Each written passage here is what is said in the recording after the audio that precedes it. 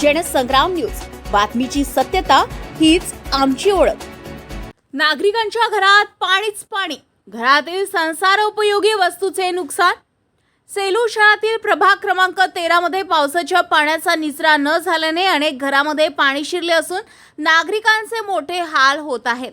एकीकडे विकासाच्या घोषणा तर दुसरीकडे पावसाळ्यात नागरिकांच्या घरात पाणी, यामुळे नगरपंचायत प्रशासन आणि नगराध्यक्ष स्नेहल देवतारे यांच्या कार्यपद्धतीवर नागरिकांकडून तीव्र नाराजी व्यक्त केली जाते आहे।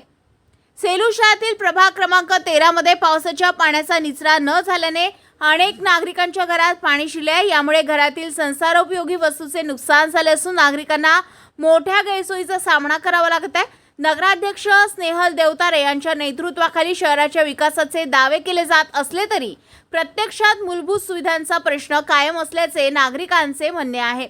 5 वर्षाच्या कार्यकाळात पावसाच्या पाण्याचा कायमस्वरूपी निचरा करण्यासाठी ठोस उपाययोजना का करण्यात आल्या नाही, असा सवाल नागरिक उपस्थित करत आहेत। नाले सफाई, जल निस्सारण व्यवस्था आणि पावसाळ्यापूर्वीची तयारी याकडे दुर्लक्ष झाल्यामुळे अशी परिस्थिती निर्माण झाल्याचा आरोप स्थानिकांकडून केला जात आहे।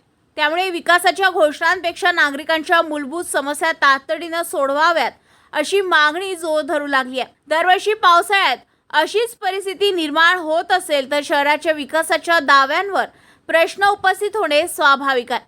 आता नगरपंचायत प्रशासन या समस्येवर तातडीने उपाययोजना करते का, याकडे सेलूकरांचे लक्ष लागले। रोशन वांदिले, जनसंग्राम न्यूज, सेलू।